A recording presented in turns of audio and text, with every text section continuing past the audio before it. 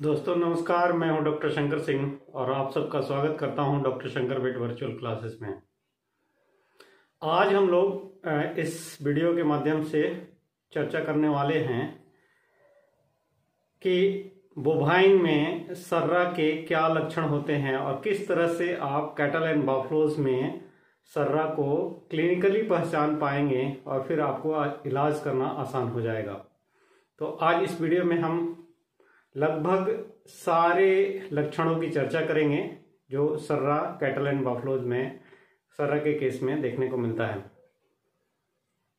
लक्षणों की चर्चा करने से पहले सबसे पहले मैं आप सबका धन्यवाद करता हूं कि आप लोगों ने मुझे इतना प्यार दिया और हमारे चैनल के सब्सक्राइबर 3K हो गए, यानी 3000 सब्सक्राइबर हमारे चैनल के साथ जुड़ चुके हैं। तो सबसे पहले आप लोगों को थैंक यू, धन्यवाद, नमस्कार इस काम के लिए और मुझे प्रोत्साहित करने के लिए। तो आइए चलते हैं, सर्रा के लक्षण क्या होते हैं इसके बारे में हम लोग चर्चा करें।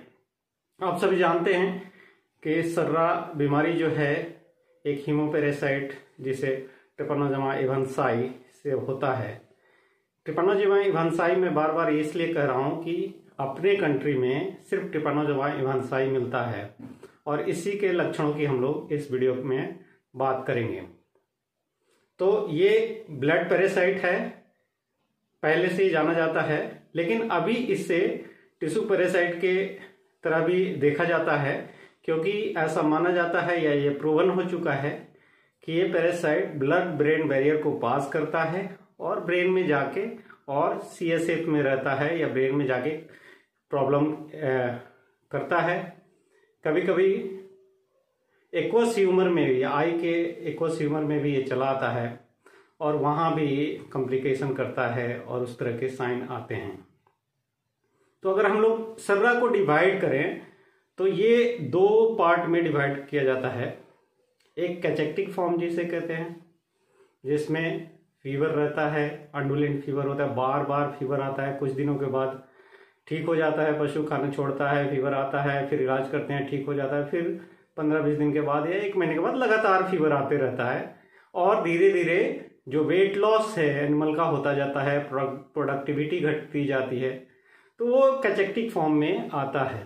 दूसरा फॉर्म जिसे हम लोग जो सीरियसली डील करना होता है या मैनेज करना जिसको डिफिकल्ट होता है, उसे हम लोग न्यूरोट्रिपैनोसोमियासिस कहते हैं, यानी कि नर्वस फॉर्म जो होता है वो बहुत ही डिफिकल्ट होता है मैनेज करना।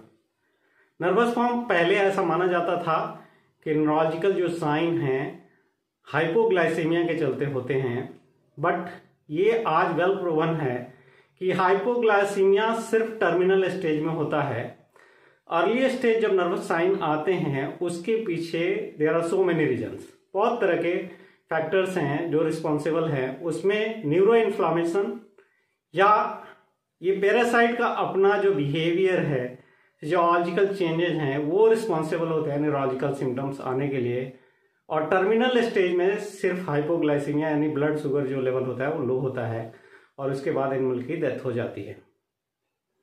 हम लोगों ने अभी रिसर्च भी करके देखा है और पब्लिश भी किया है इंटरनेशनली कि अर्लीस्ट जब न्यूरोट्रिपैनोसोमियासिस होता है उस समय इवन आप ग्लूकोज लेवल हाई पाते हैं और टाइप 2 लाइक डायबिटीज मेलिटस के सिम्टम्स आते हैं और इंसुलिन रेसिस्टेंस होता है। तो जब न्यूरोलॉजिकल इरिटेशन होगा उस समय आप अगर ब्लड में शुगर लेवल एस्टिमेट करेंगे तो मोस्ट ऑफ द टाइम आपको, जब टर्मिनल नहीं होगा तो आपको हाई शुगर मिलता है, ब्लड ग्लूकोज लेवल हाई रहता है, लो नहीं रहता है। यानी कि सिर्फ blood glucose level nervous symptom के लिए रिस्पॉन्सिबल नहीं है। अगर नर्वस सिम्टम की बात करें तो एक बहुत ही वाइल्ड या फ्रेंजी फॉर्म होगा या एक माइल्ड फॉर्म होगा। अगर इनिशियल न्यूरोलॉजिकल एक्साइटमेंट की आप बात करें तो पहला जो सिम्टम आता है, ओनर रिपोर्ट करता है कि जो गाय है या भैंस है वो लगातार 2 दिन 3 दिन से खड़ी है, बैठना नहीं चाहती है और बार बार फ्रीक्वेंट यूरिनेशन हो रहा है। इस तरह का अगर वो सिम्टम आता है, साथ में फीवर आ रहा है, तो आपको सस्पेक्ट करना चाहिए कि इस एनिमल में सर्रा हो सकता है। अगर खड़ी है तो दूसरा रीजन भी हो सकता है, जैसे कि फॉरेन बॉडी सिंड्रोम रहता है, कोई फॉरेन बॉडी रहेगा उसमें, और इसमें डिफरेंस ये है कि अगर उसके अंदर या स्टमक में या उसके जीआई ट्रैक्ट में या रुमन में कोई फॉरेन बॉडी है, उस समय वो बैठना चाहेगी, झुकेगी, बट वो बैठने से पहले खड़ी हो जाती है। ये इंडिकेट करता है कि something is there in the GI tract जो उसको पियर्स कर रहा है और झुकने के टाइम पे पेन होता है, जिसके चलते वो बैठती नहीं है। लेकिन जब न्यूरोलॉजिकल डिस्टर्बेंस होता है उसमें भी लगातार गाय या भैंस खड़ी रहती है। और न्यूरोलॉजिकल डिस्टर्बेंस जब भी रहेगा अर्ली स्टेज में तो डमी सिंड्रोम होता है। डमी सिंड्रोम का मतलब ये है कि कोई एनिमल है वो अपने एक्सटर्नल स्टिमुलाई को रिस्पॉन्ड नहीं करता, यानी कि आप आवाज करते हैं या उसको थपकी मारते हैं तो वो रिस्पॉन्ड उस तरह से नहीं करती है जिस तरह से उसे करना चाहिए। तो ये अर्ली स्टेज में आता है। इसके बाद अगर आप देखेंगे तो न्यूरोलॉजिकल फर्दर एक्साइटमेंट, जो अर्ली एक्साइटमेंट है, इसमें एक टिपिकल प्रेजेंटेशन होता है ट्विचिंग ऑफ नॉस्ट्रिल, जो अपर मजल होता है उसको हमेशा जो जानवर है ऊपर की तरफ चलाते रहता है, यानी कि किसान कहते हैं नकुआ ऊपर खींचती रहती है। या फ्रीक्वेंट यूरिनेशन, यानी कि यूरिन आउटपुट ज्यादा नहीं होगा लेकिन यूरिन जो होगा वो ड्रिबल करता रहेगा। ये इंडिकेट करता है कि कहीं ना कहीं early stage of neurological excitement है। अब ड्रिबलिंग ऑफ यूरिन हो रहा है, बार बार वो यूरिन ड्रॉप बाय ड्रॉप कर रही है, जैसा कि आप इस वीडियो में देख सकते हैं। तो ये न्यूरोलॉजिकल एक्साइटमेंट का साइन होता है। ऐसा इसलिए होता है सर्रा में क्योंकि हम लोगों ने इसको एस्टैब्लिश भी किया है और इंटरनेशनल पब्लिकेशन भी किया है और बाहर के लोगों ने भी इस पर एस्टैब्लिश किया है कि ये जो सर्रा पैरासाइट है, जो ट्रिपानोसोमा वंशाई कहते हैं, ये एसिटाइल कोलिन स्टेरेज का इनहिबिशन करता है। एसिटाइल कोलिन स्टेरेज के इनहिबिशन के चलते कोलिनोमाइमेटिक एक्टिविटी होती है, यानी कि जैसे ओपी पॉइजनिंग, कार्बामेट पॉइजनिंग के सिम्टम्स आते हैं, आप लोगों ने पढ़ा भी होगा, देखा भी होगा, यानी कि frequent urination, twitching of nostril, twitching of muscles और मस्कुलर स्पाज्म, ये सारे चीजें इंडिकेट करती हैं कि कहीं ना कहीं कोलिनोमाइमेटिक एक्टिविटी चल रही है, यानी कोलिनर्जिक एक्टिविटी ज्यादा होती है। और ये सिर्फ और सिर्फ एसिटाइल कोलिनस्टेरेज के इनहिबिशन के चलते होता है। एसिटाइल कोलिनस्टेरेज न्यूरोलॉजिकल डिस्टर्बेंस तो कराता ही है, साथ ही साथ ये भी एस्टैब्लिश है कि जो न्यूरोफाइबर्स हैं उनमें भी उसकी इनहिबिशन के चलते डैमेज होता है और पैरालिसिस और पेरेसिस होता है। पैरालिसिस के पीछे दूसरा भी रीजन रहता है कि जब पैरासाइट जो होता है वो ब्रेन में मल्टीप्लाई करता है, तो जिस पार्ट को, जिस एरिया को ब्रेन को टारगेट करता है, उस एरिया का स्पेसिफिक पैरालिसिस न्यूरोट्रिपानोसोमियासिस में या सर्रा के केस में आपको मिल सकता है।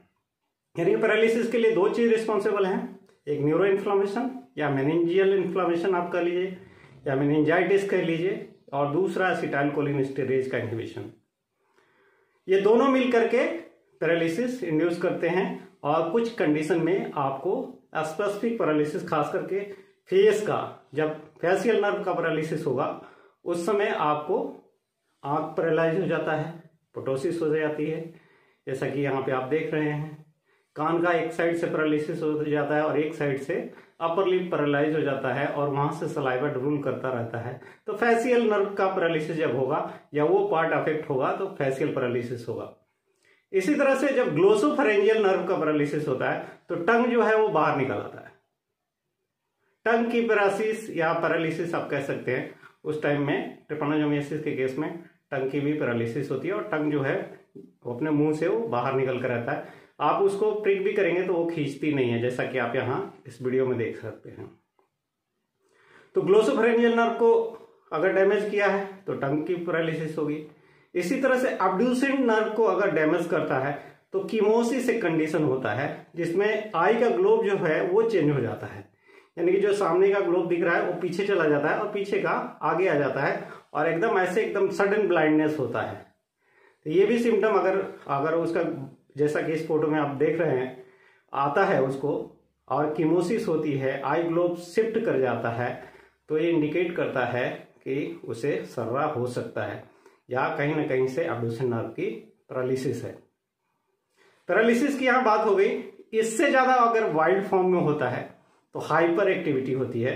और हाइपर एक्टिविटी में दो तरह की चीजें हो सकती है, या तो वो सर्कलिंग होता है, वो एक रोप से आप बांध देते हैं तो रोप स्ट्रेच करती है, या किसी भी पेड़ से या कहीं भी आप बांध देते हैं तो वहाँ पे वो गोल गोल गोल गोल सर्कल करती रहती है। तो ये भी इंडिकेट करता है कि आपके एनिमल को सर्रा हो सकता है। यानी कि रोप स्ट्रेचिंग के साथ साथ या सर्विंग आपको मिल रहा है तो इंडिकेट करता है कि इस जानवर को न्यूरोट्रिपैनोजेनेसिस या नर्वस फॉर्म ऑफ सर्रा होगा। इससे भी ज़्यादा एग्रेसिवनेस होता है, जिसमें सेल्फ म्यूटिलेशन होता है, यानी कि खुद को डैमेज करने लगती है, अपने सर से किसी भी दीवार पे या वाइल्ड सी हो जाती है, उसको पता नहीं होता है कि वो अपने आप को कितना डैमेज कर पा रही है, सर भी फट जाता है, सींग भी टूट जाता है। इस तरह से अगर वो बिहेव कर रही है तो ये इंडिकेट करता है उसको सीवियर मेनिंजाइटिस है और सीवियर न्यूरोलॉजिकल इन्फ्लामेशन है, और ये सर्रा में मिलता है। इस तरह की चीज़ें लोग अक्सर कंफ्यूज हो जाते हैं कि ये सर्रा है और कुछ लोग कहते हैं कि रेबीज़ है। तो दोनों को आपको डिफ्रेंशिएट करना चाहिए। अगर रेबीज़ रहेगा तो आपको हाइपरसलाइजेशन भी मिलेगा, और दूसरा जो इम्पोर्टेंट चीज़ है, अगर रेबीज़ रहेगा तो उसमें कभी भी वो दूसरे एनिमल को भी अटैक करेगा और मूविंग ऑब्जेक्ट को अटैक करती है। लेकिन जब सर्रा रहता है तो सिर्फ किसी न किसी पेड़ या जो दीवार है उस पर वो टक्कर मारती है, या जहाँ बंधी रहती है उस पर टक्कर मारती है, न कि आप पे या ओनर को अटैक करती है। पानी भी पी लेती है, चारा भी थोड़ा मोड़ा खा लेती है। तो ये इंडिकेट करता है कि उसको ग्लोसोफ्रेंजिक यानी कि उसके थोरैसिक मसल का पैरालिसिस नहीं है, रेबीज नहीं है। अरे पानी तो पी रही है सब। फिर एक चीज और आता है, अगर वो दूसरे पे अटैक कर रही है तो ये सिम्टम रेबीज के साथ साथ हाइपोमैग्नीसीमिया में भी आता है। अगर लैक्टेटिंग एनिमल होता है और विंटर का सीजन चल रहा है तो अक्सर हाइपोमैग्नीसीमिया रहता है और उसको लोग रेबीज से कंफ्यूज हो जाते हैं। तो आपको हाइपोमैग्नीसीमिया और रेबीज को भी रूल आउट करना होगा कि ये कहीं रेबीज तो नहीं है। आपको उस तरह की हिस्ट्री लेनी चाहिए कि पोस्ट बाइट हुआ है, डॉग बाइट हुआ है कि नहीं, ये बाहर एक्सपोज होती है कि नहीं। तो आपको रेबीज के अदर जो साइंस हैं उससे उसको कोरिलेट करना चाहिए। लेकिन वो वाइल्ड सी है और खुद को डैमेज कर रही है तो सर्रा के लिए आपको सस्पेक्ट करना होगा। कुछ कंडीशन में नर्वस फॉर्म ऐसा होता है कि उसका गेट जो होता है अनकोऑर्डिनेटेड हो जाता है और स्टार गेजिंग जैसे गर्दन को एकदम ऊपर करके वो चलती है। तो ये इंडिकेट करता है, जैसे कि पोलियोएंसेफेलोमैलेसिया में होता है, कि यहाँ भी सर्रा हो सकता है। और ये सारे यहाँ जो वीडियो में आप देख सकते हैं, यहाँ पे ये जो भैंस है बिल्कुल अनकोऑर्डिनेटेड पोजीशन में है और स्टार गेजिंग पोस्चर में है। तो ये सारे लक्षणों को देख करके आप पहचान सकते हैं कि इसमें सर्रा हो सकता है। कॉर्नियल ओपेसिटी एक करेक्टरिस्टिक फीचर होता है ट्रिपैनोसोमियासिस का बफलोज में। इसमें आँखों के ऊपर क्लाउडीनेस या सफ़ेदी आप कह सकते हैं, जैसा कि आप यहाँ देख पा रहे हैं, आती है, और उसके साथ साथ अलग सिम्टम्स रहते हैं। तो आपको सर्रा के लिए सस्पेक्ट करना चाहिए। उसी तरह से एनिमल धीरे धीरे अनीमिक हो जाता है। ये हेमोपैरासाइट है तो ये अनीमिया करता है। इसके चलते अगर फीमेल है तो उसका वल्वर म्यूकस मेम्ब्रेन चेक करेंगे तो उसमें आपको एनीमिक म्यूकस मेम्ब्रेन होगा या पैलर म्यूकस मेम्ब्रेन आपको मिलेगा।